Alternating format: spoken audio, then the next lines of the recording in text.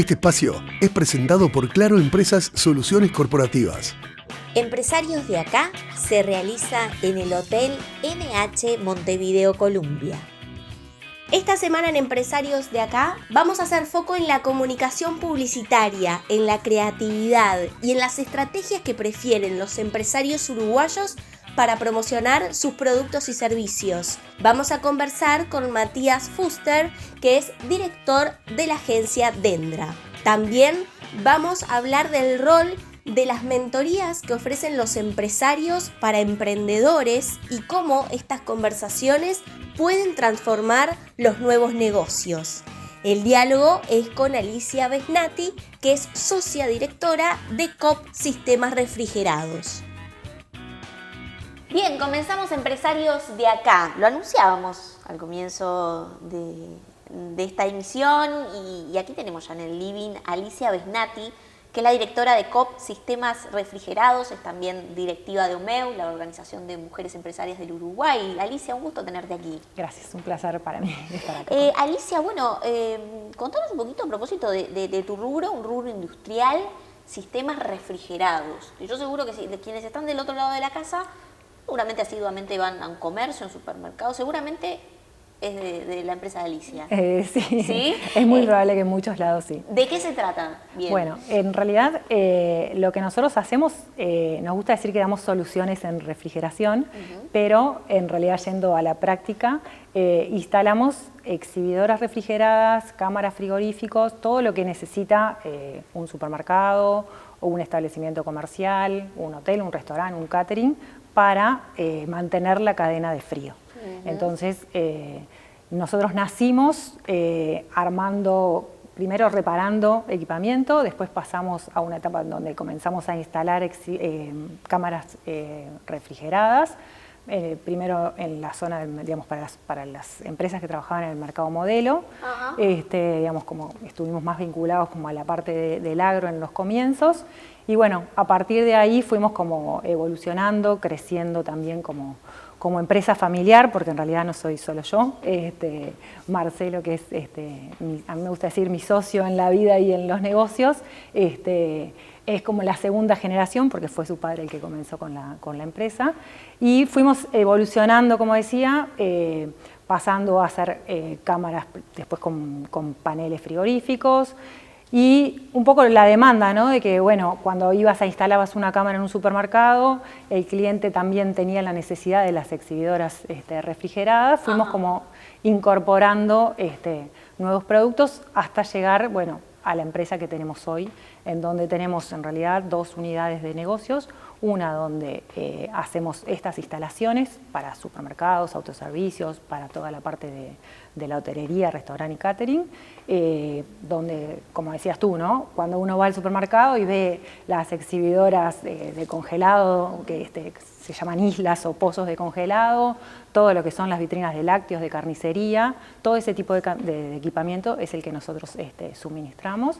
Y después tenemos una tienda de refrigeración en donde vendemos a otros instaladores o a empresas el equipamiento que equipa tanto cámaras como exhibidoras y después toda la parte de repuestos y accesorios para reparaciones. Bien, ¿y toda esta maquinaria se importa, se produce en Uruguay, hay armado local?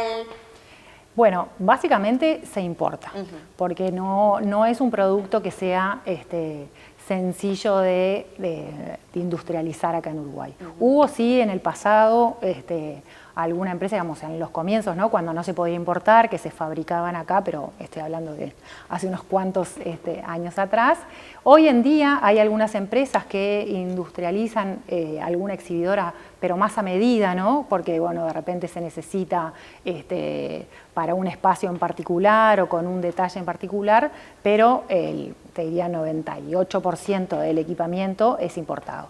Lo que nosotros hacemos acá es ensamblar lo que sería yo me gusta decir como en el auto, ¿no? El motor de un auto, bueno, el motor de la cámara frigorífica o de la exhibidora, digamos, todo lo que es la unidad condensadora que se llama, eso sí nosotros lo ensamblamos acá. Entonces tenemos como una suerte de proceso de industrialización en donde importamos las partes y hacemos aquí el ensamblado que nos permite tener como un producto más personalizado y adecuado a la necesidad del cliente, porque de repente no es lo mismo instalar un equipo acá en Montevideo que instalarlo en Salto, donde las temperaturas son diferentes, digamos, las condiciones de trabajo son diferentes.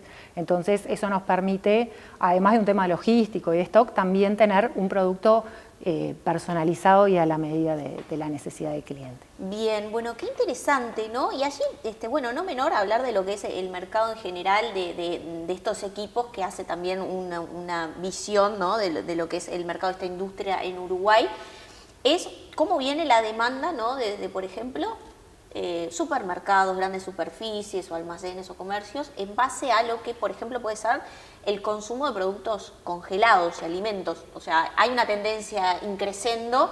¿Eso implica más inversión para, por ejemplo, lo que es este tipo de equipamientos? Bueno, como decías, es verdad que hay un crecimiento, digamos, de todo lo que es el rubro de congelados. Hoy incluso tenemos tiendas que están, digamos, exclusivamente dedicadas a la venta de productos congelados. También tenemos, incluso, ¿no?, dentro de lo que es la parte de la panadería, ¿no?, todo lo que muchas veces se elaboran empanadas, panes, bizcochos, se mantienen congelados y se van produciendo en el momento. Entonces, como que nosotros intentamos acompañar toda esa tendencia también con la incorporación de tecnología y de innovación. En realidad, fuimos como pioneros en introducir un cambio en lo que era la conservación de los congelados en los supermercados. No sé si te acordás, a ver. pero en alguna época en los supermercados lo que llamaban las islas de congelado, ¿no? Sí. Cuando ibas al supermercado estaban abiertas, ¿no? Sí. Tú ibas y sacabas el producto, no tenía puerta, no tenía nada. Hace más de 10 años nosotros introdujimos un pozo de congelado, una isla de congelado que traía tapa y que lo que obtenías, digamos, era una eficiencia energética mucho mayor, porque claro, ese pozo de congelado todo el tiempo generando frío, ¿no? Y saliendo como al ambiente, era un desperdicio realmente como energético, también un gasto para el supermercado que tenía ese equipamiento instalado.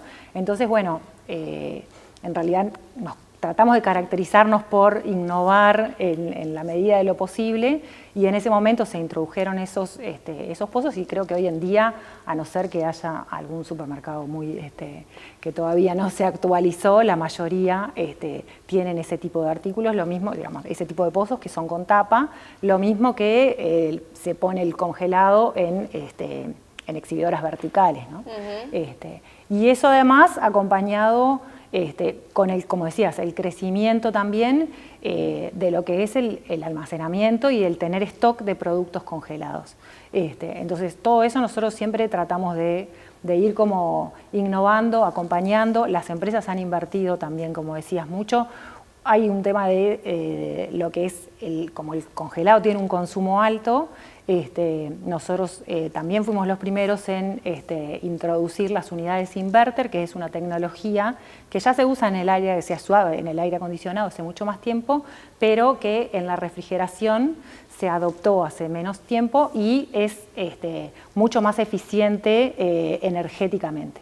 Entonces, para cuando se hace una instalación de congelados, el utilizar una unidad inverter hace que el consumo energético sea mucho mejor, digamos, ¿no? Mucho menor en cuanto a lo que es el gasto y también la eficiencia energética. ¿Están invirtiendo efectivamente las empresas vinculadas a por ejemplo, sectores que regieran refrigeración a disminuir los costos a partir de estos sistemas? Sí, también es una realidad que los proyectos de inversión valoran muy bien, ¿no? Puntúan el uso de productos o de equipos que sean eficientes energéticamente. Entonces, muchas empresas han apostado por incorporar ese tipo de unidades. Ya tenemos más de 200 instaladas y bueno, y la idea es como que seguir creciendo en ese tipo de productos. Qué bueno, qué interesante. Alicia Besnati, directora de COP Sistemas Refrigerados, te invito a que vayamos a un bloque y retomemos la entrevista en el próximo tramo del programa, así que te invito a que te quedes. Vamos a una pausa y enseguida regresamos. Betel, única cadena de centros de estética y spa del Uruguay. GSS, única empresa en Uruguay dedicada al Facility Services. Limpieza, seguridad, outsourcing de personal y mantenimiento. Conozca más en www.gss.com.uy. Agregamos valor a las empresas. Todos lo hacemos, esa reacción instintiva para protegernos del sol. Pero, ¿es suficiente? ¿Y si en tus manos estuviera la verdadera solución? Dermagloss, líder en cuidado de la piel, te ofrece alta protección contra los rayos UVA y UVB, hidratación profunda y cuidado para toda la familia. Dermagloss, proteger está en tus manos.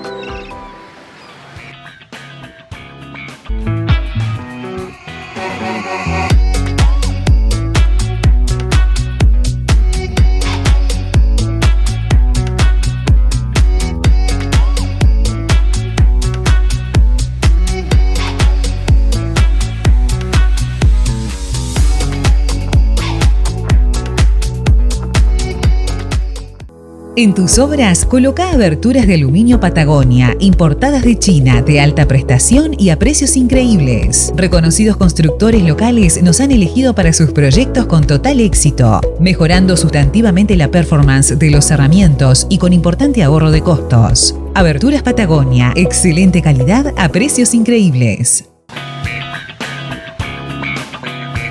Presenta Forbis Mazars. Auditoría, contabilidad y outsourcing, impuestos, compliance, capital humano, legales. www.forbismazars.com/UI.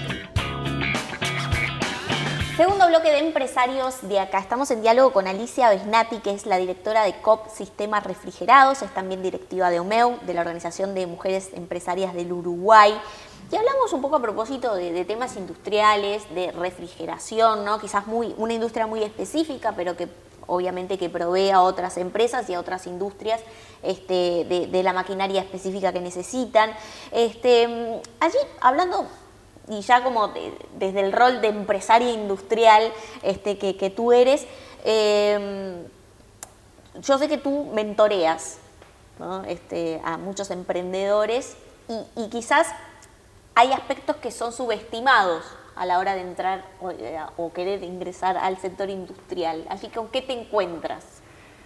Bueno, creo que el tema del desarrollar, ¿no?, un producto a veces puede ser como un poco fantasioso el decir que es sencillo, ¿no? Porque, digamos, sí uno puede tener una idea, sí puede tener como un mercado potencial donde desarrollarla, pero después cuando uno se pone como manos a la obra a producir, hay como también muchas regulaciones, muchas, sí, sobre todo regulaciones, ¿no?, que cumplir. Hay temas logísticos, de la distribución, del almacenamiento, donde entran de repente también el tema de la cadena de frío, que a veces como que no se tienen tan en cuenta en el momento de estar como comenzando con el emprendimiento. Por eso, justamente ayer en el evento de las mujeres industriales hablaban del tema de la importancia de generar el mínimo producto viable y elegir bien los clientes con los que probarlo y conseguir tal vez un socio en el que se puedan hacer la producción para realmente validar, ¿no?, si eso que estoy queriendo producir es realmente viable.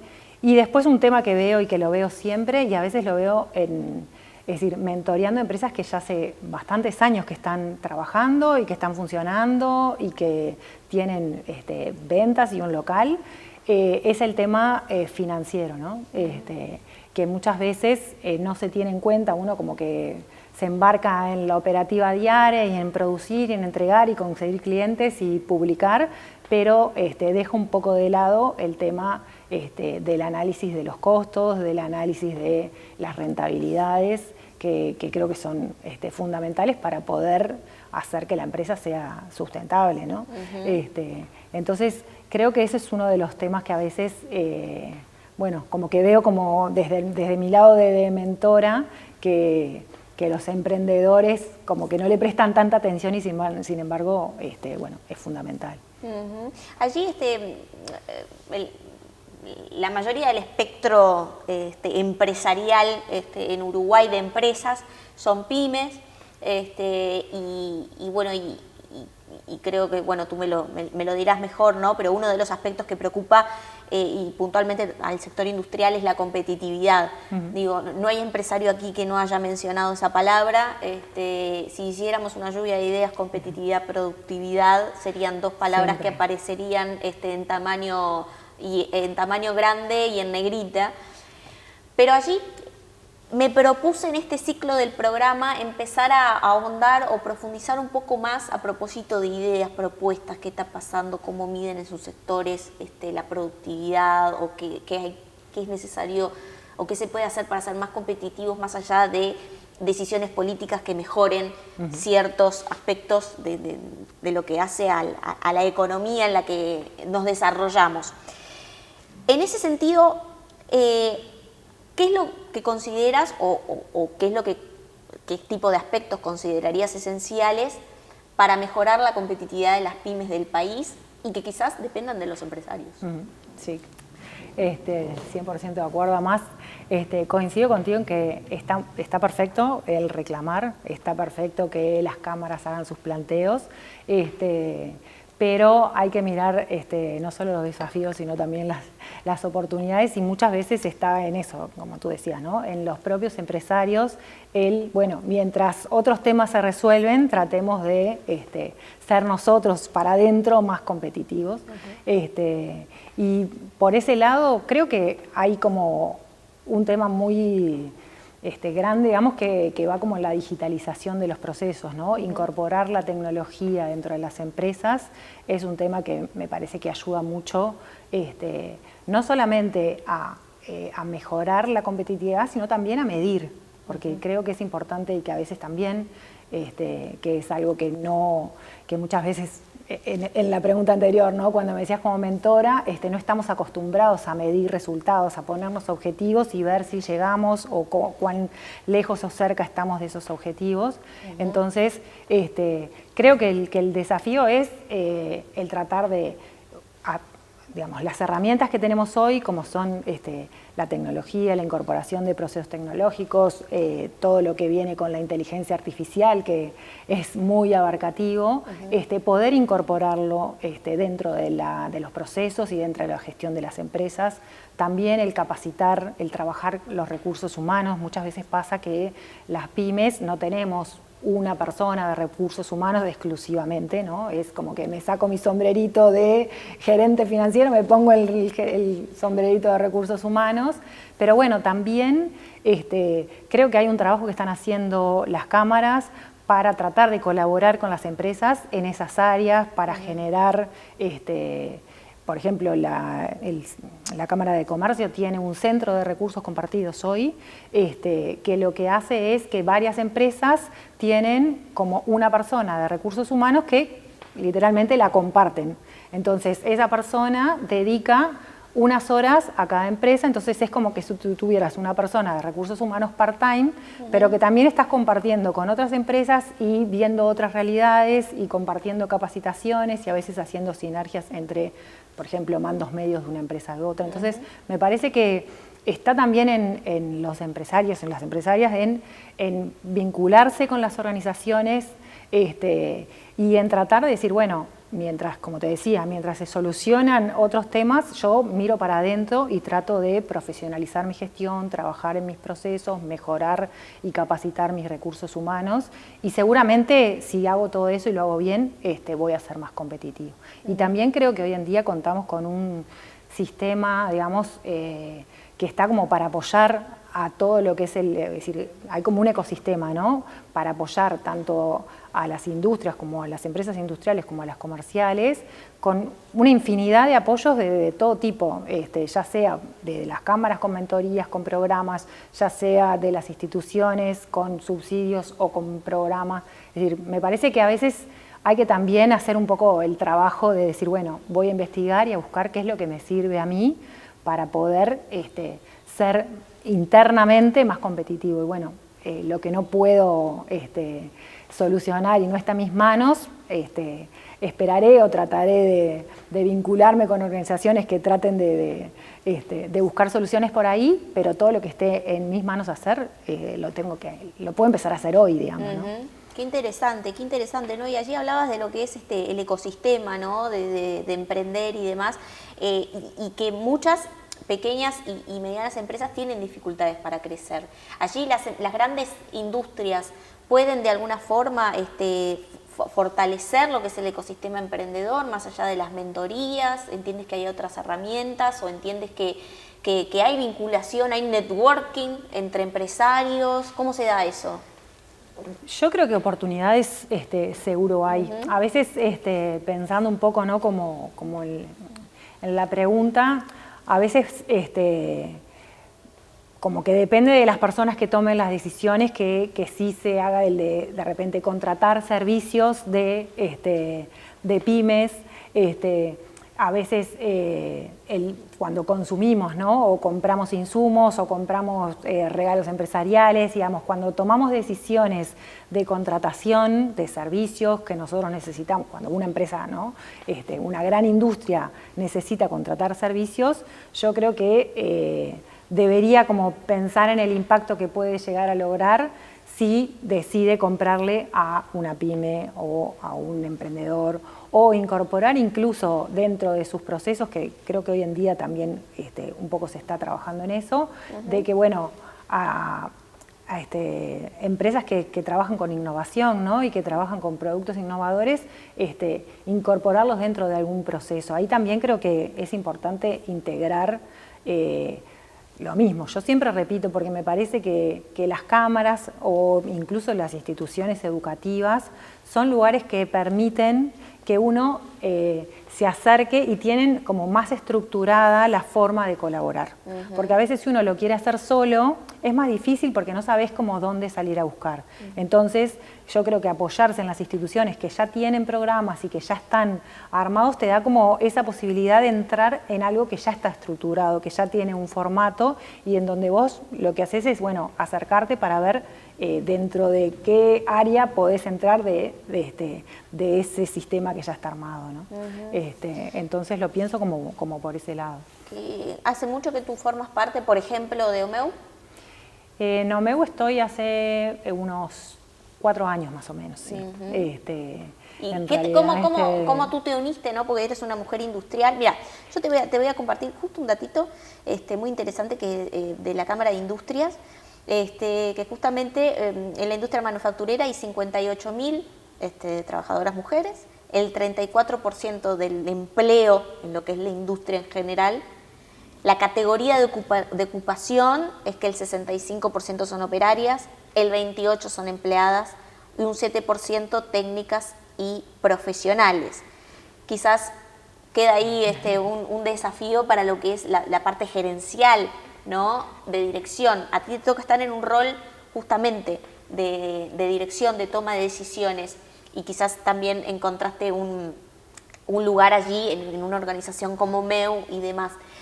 Tú allí como mujer industrial y demás, ¿en dónde encuentras el valor de compartir tus experiencias, de salir a ser representativa de tu sector, de salir a compartir tus análisis que son muy valiosos? Porque quizás tu respuesta inspire a otras mujeres. Yo te contaba fuera de cámara que a veces me cuesta mucho convencer a las mujeres de que vengan a una entrevista. Entonces, me parece que tu reflexión puede aportar mucho valor. Bueno, en realidad, yo primero comencé siendo mentora de la Cámara de Industria, donde me convocaron y en un principio fue decir, bueno, ¿qué puedo yo aportar como mentora? Más que, bueno, 30 años de experiencia llevando adelante y haciendo crecer una empresa, pero eso lo entendí después.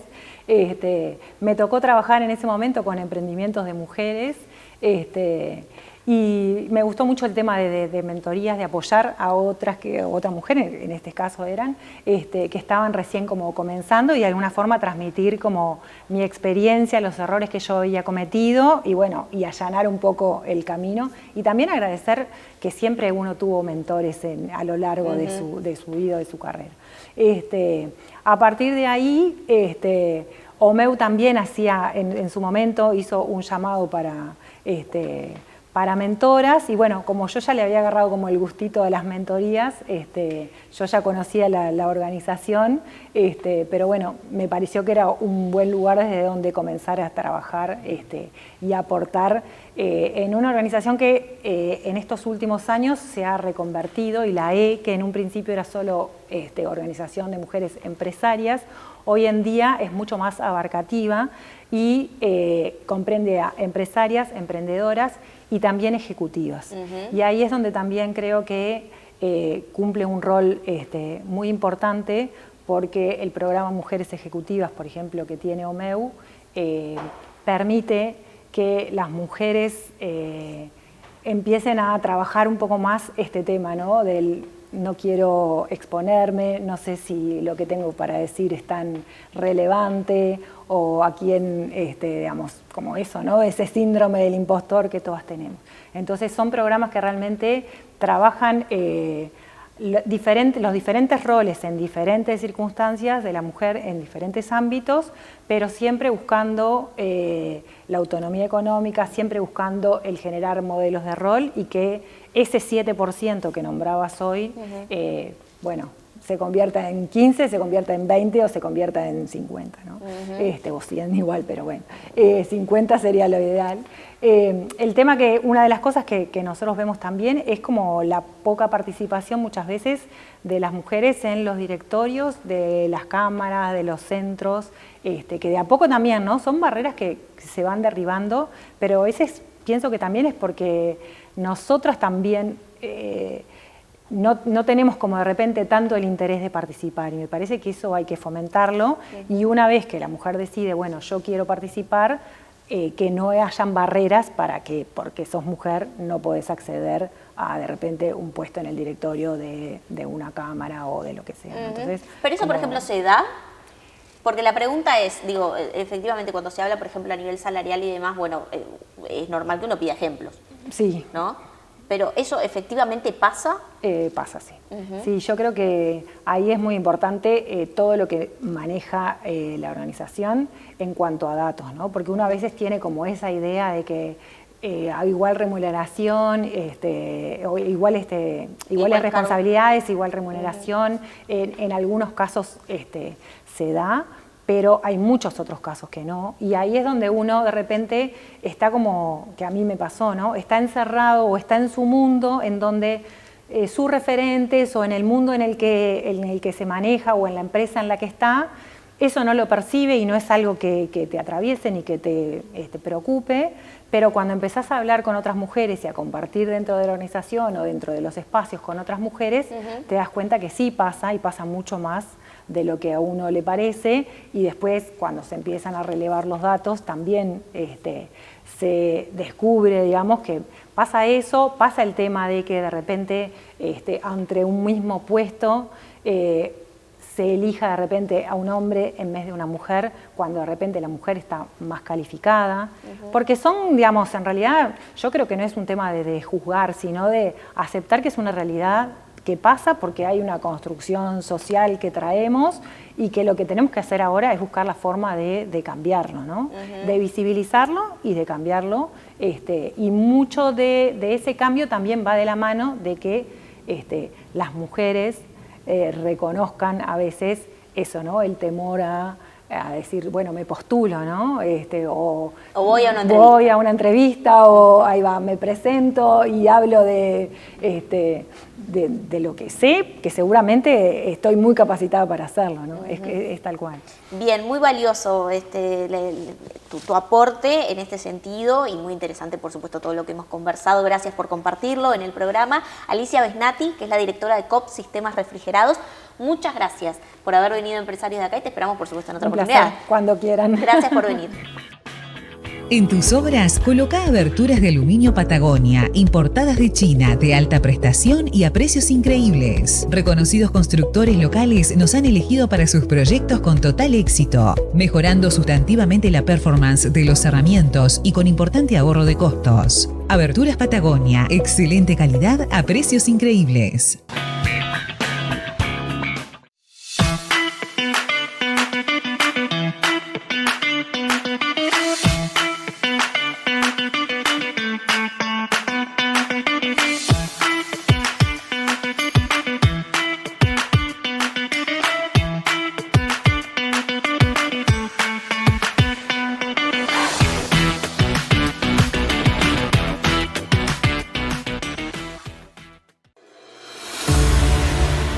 La trama de Por si un día volvemos transcurre a lo largo de 30 y tantos años, desde finales de la década de los 20 hasta 1962, con la independencia de la Argelia francesa. Cecilia es la gran protagonista de la novela, joven española que emigra a la Argelia francesa, a Orán en concreto.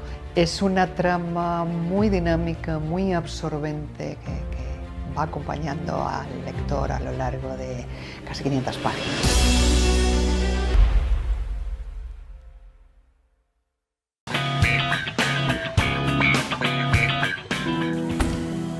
Todos los emprendimientos tienen una energía especial, una energía que los hace avanzar, que no los deja detenerse, una energía que los hace crecer.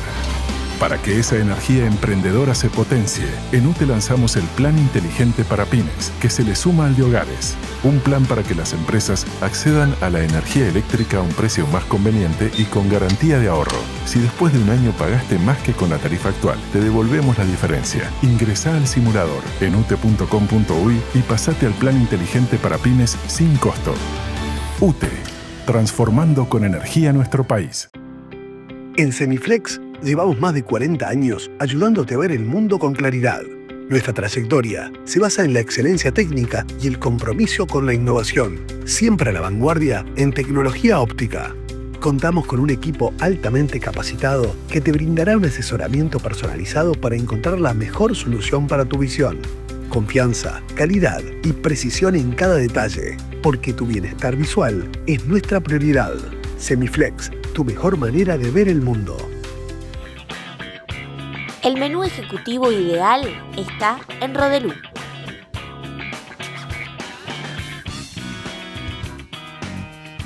Bien, continuamos en Empresarios de Acá. Recibimos con mucho gusto, ya está en el living, a Matías Fuster, que es director de Dendra. Bueno, muchas gracias por estar aquí. Gracias a vos por invitarme.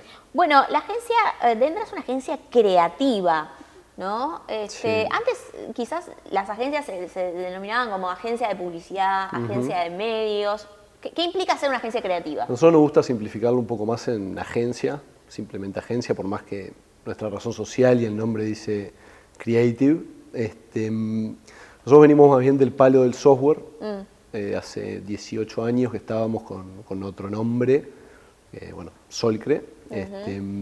Y de a poco, yo antes de venir al programa dije, bueno, voy a hacer los deberes. Me puse a mirar un poco la entrevista que le habías hecho a mi socio Diego Maño. Sí, le mandamos un saludo hace tantos años. Sí, Dieguito. ¿Para qué viste eso? Porque nos viste más no, jóvenes bueno, a todos. quería ver un poco cómo era el... O sea, si bien conocía el programa, quería ver un poco más que había hablado Diego, también ver de darle un poco la continuidad y ver si había algo también para retomar de esa época.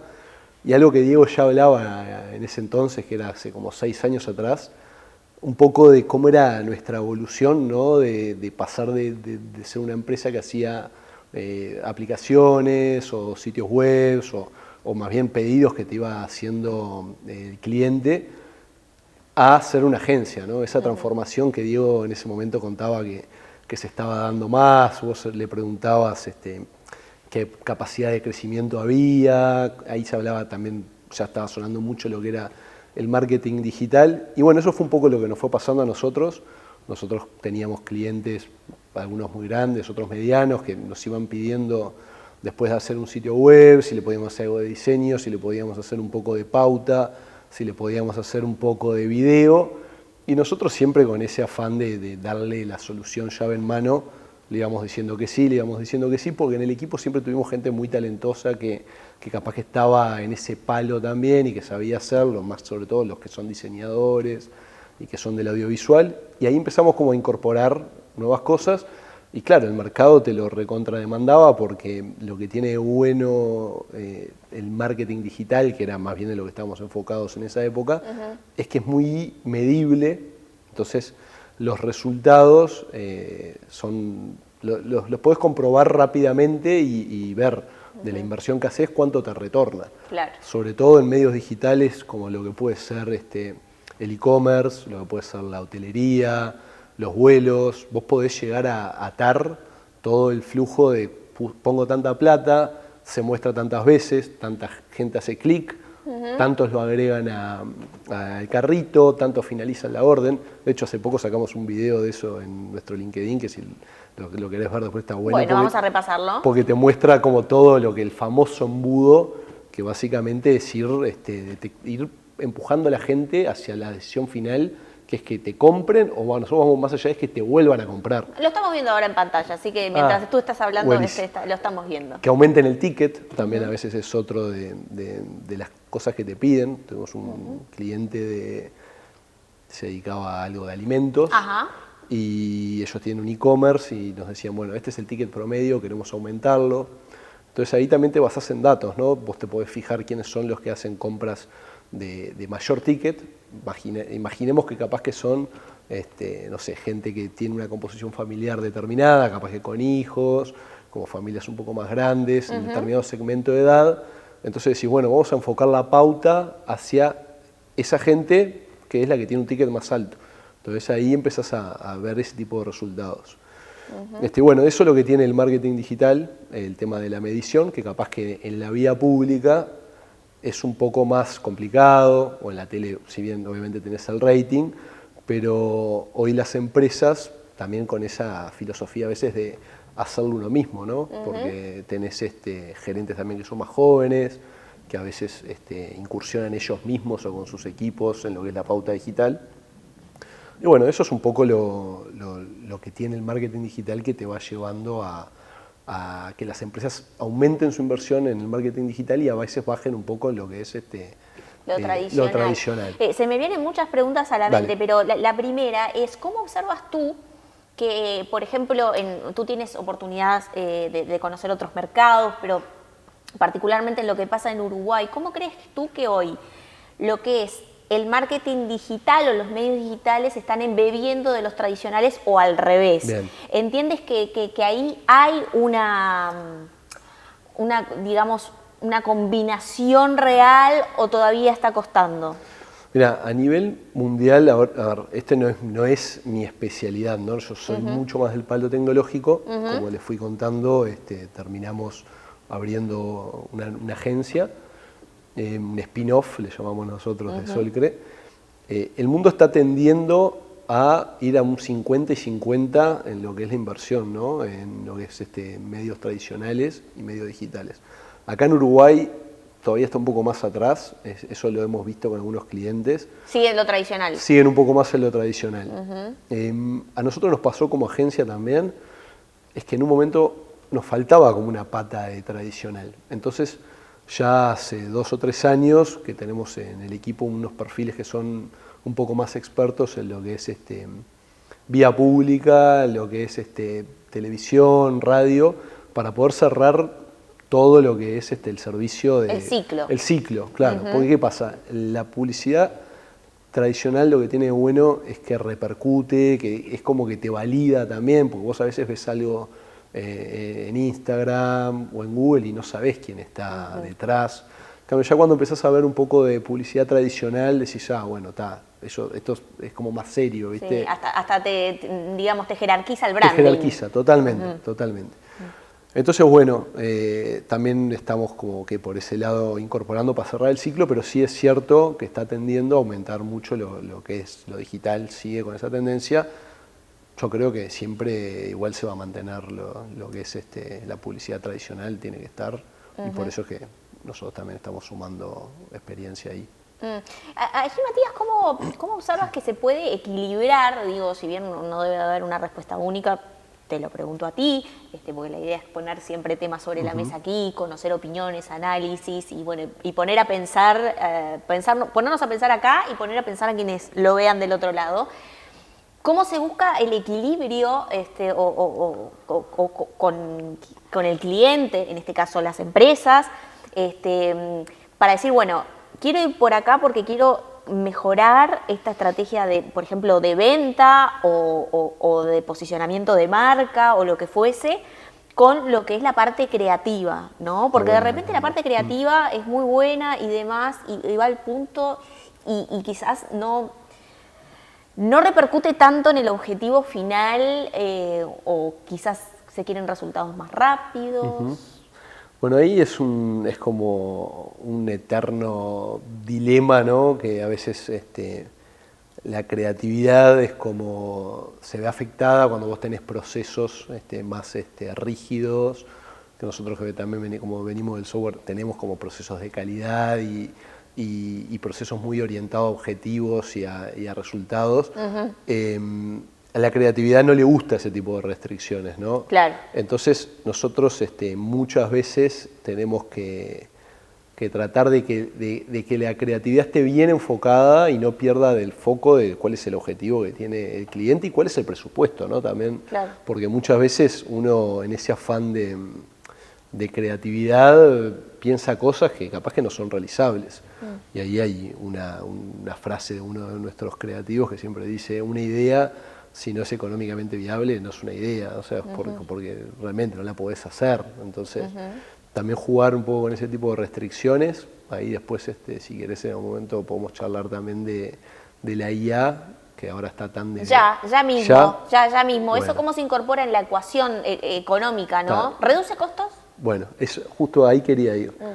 A nosotros hemos hecho algunos proyectos en los cuales le sumamos IA para poder optimizar costos, por ejemplo, en rodajes. ¿Viste? A ver, contame, por ejemplo. Y bueno, nosotros tenemos un guión que se desarrolló para una campaña creativa y empezamos a tener restricciones de presupuesto. Entonces, a través de la IA podés empezar a obtener rápidamente como variaciones de los guiones para optimizar lo que es escenografía, actores, locaciones.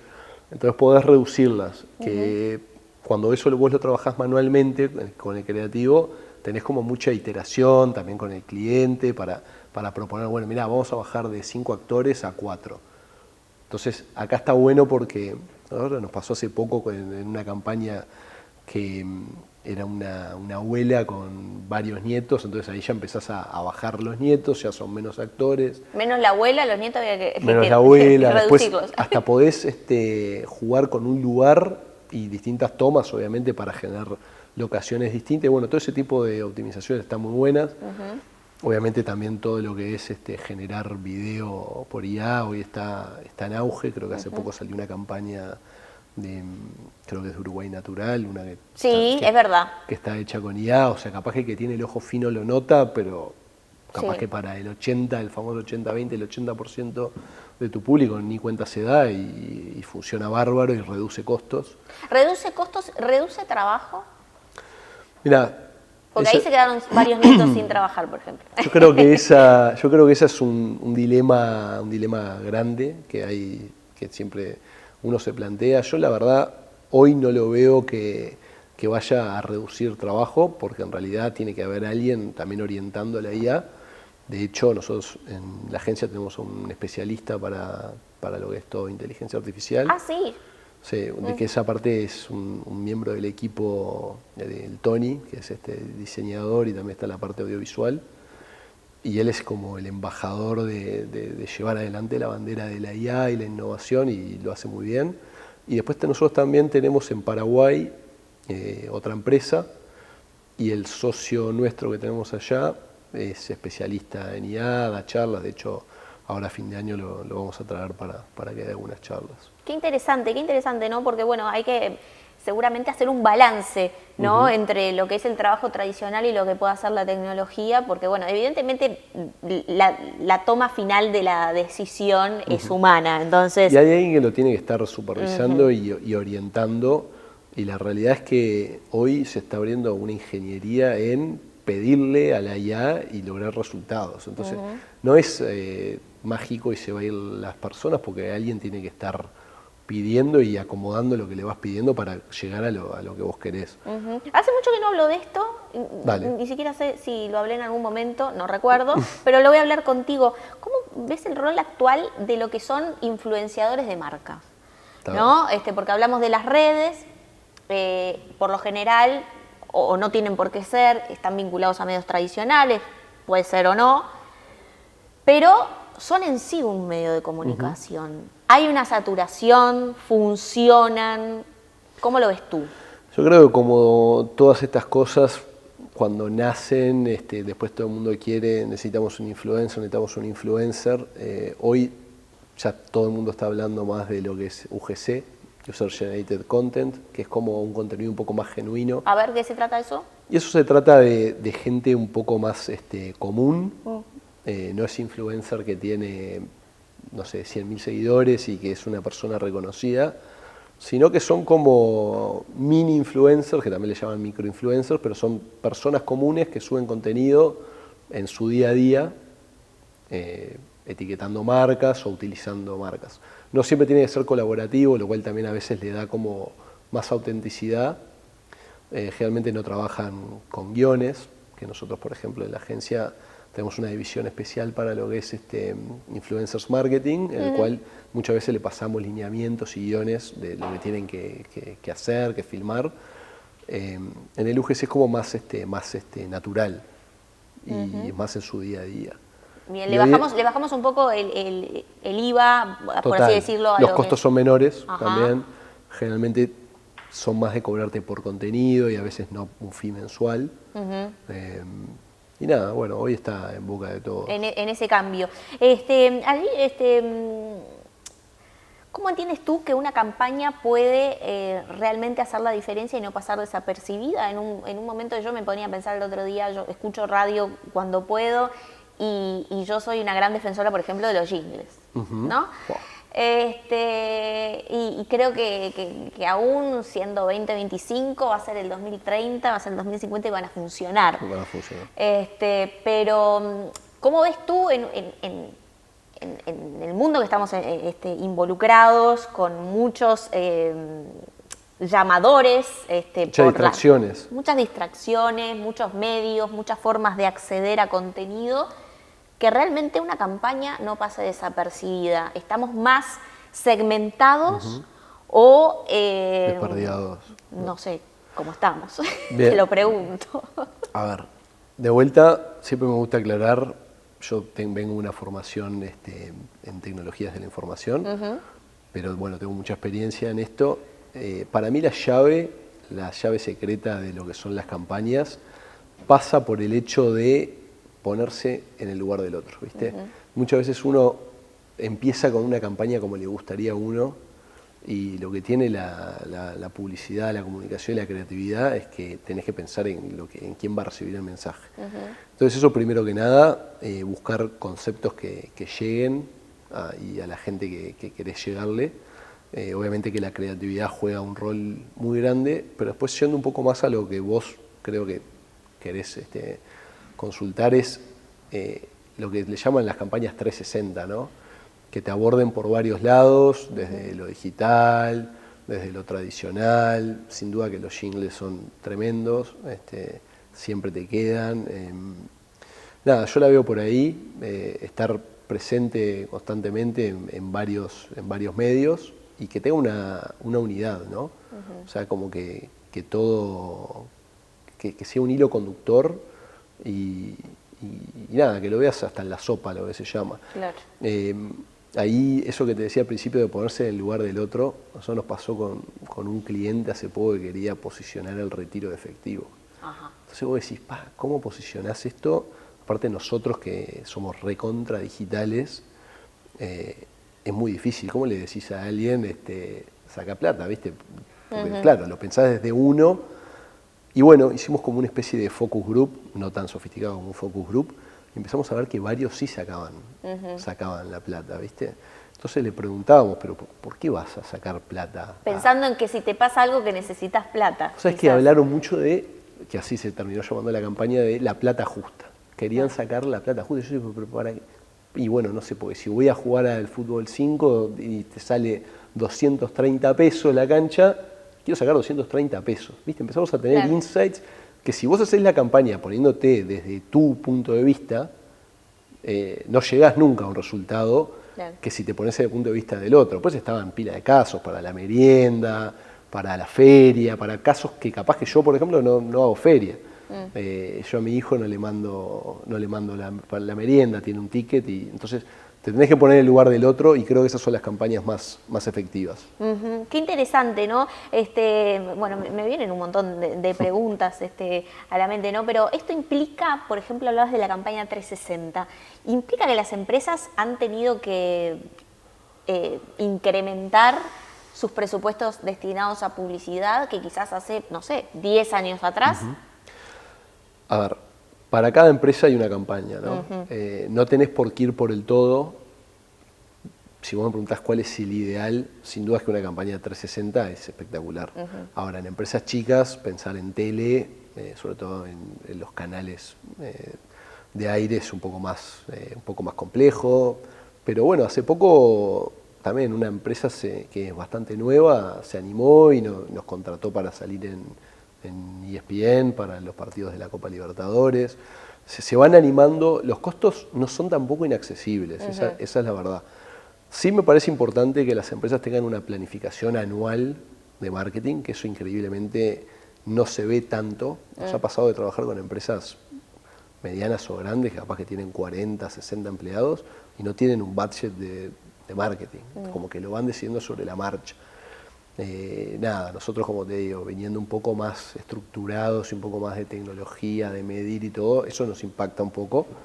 Pero bueno, si vos tenés un budget claro y tenés objetivos, podés ver de arreglar la mejor campaña posible.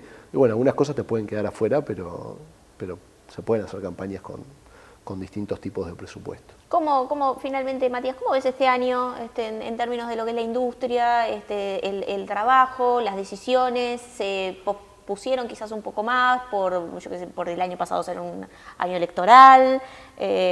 ¿O digo, eso influyó?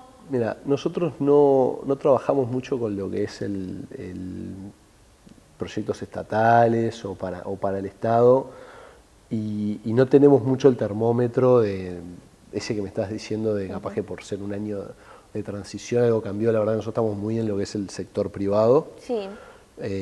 Dentro del sector privado, la verdad que lo que te puedo decir es que se notaba un cierto crecimiento y un país que estaba bastante estable, y las empresas estaban invirtiendo más. Nosotros, después de la pandemia, eso lo vimos que pasó, que había como ganas de invertir. La verdad que la pandemia también nos fue bastante bien, porque todo lo que era digital y lo que era tecnología creció un montón. Hoy lo que sí veo es que todas las empresas están como muy hacia la eficiencia, ¿no? Todo quieren eficiencia. No es que lo veo desde un punto restrictivo de presupuesto, sino de gastar bien, de no estar despilfarrando.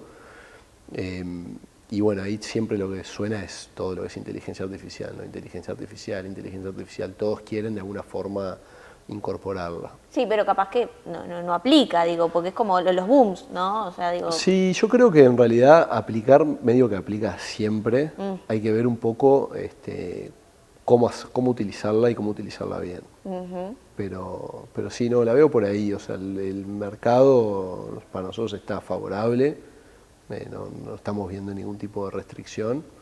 Sí, como en cada periodo de cambio de gobierno hay como que un miedo en cuanto a lo laboral, en cuanto a conflictividades y demás, pero a nosotros por ahora es ajeno. Bien. Nosotros estamos también en algunos sectores muy... El de la industria, ponele, que sí podría ser un sector que nos afecte. Estamos expectantes a ver cómo se mueve. Bien, bueno, qué interesante. Matías Fuster, que es director de Dendra, muchas gracias por estar Gracias aquí, a ha vos. sido muy claro en los conceptos, te invitamos en otra oportunidad. Cuando quieras. Es un placer la charla, poder plantear estos temas que le pasan a las empresas, que le pasan a las empresas como tuyas, que le pasan al mercado. Me quedaron un montón de preguntas, así que para parte 2. Dale, cómo no. Muchas gracias por venir. Gracias a vos. La contratapa de hoy es presentada por GSS Facility Services, soluciones de gestión en servicios complementarios para empresas. En el programa de hoy hablamos de la industria, de las empresas industriales, tanto medianas como pequeñas, y también de las grandes y el aporte que pueden realizar a los emprendedores a través de la experiencia que tienen, por supuesto. Pero también hay un aspecto que quiero destacar, que es cómo mejorar la competitividad o cómo los empresarios industriales pueden hacerlo. Y en ese sentido, digitalizar los procesos puede ser una forma de mejorar la competitividad a partir de lo que pueden hacer desde sus propias empresas para este aspecto. Otro de los temas que hablamos es de lo que hace a los medios digitales, a lo que hace a la publicidad de hoy, a las campañas, a lo que buscan promocionar las empresas. Y en ese sentido, una solución 360 que abarque medios tradicionales, medios digitales y, en definitiva, lo que pueda amplificar el mensaje, termina siendo la mejor opción. De estos temas, entre otros, hablamos en el programa de hoy y, por supuesto, yo los espero el próximo viernes a las 21 horas por la pantalla de NSTV y también por nuestro canal en YouTube.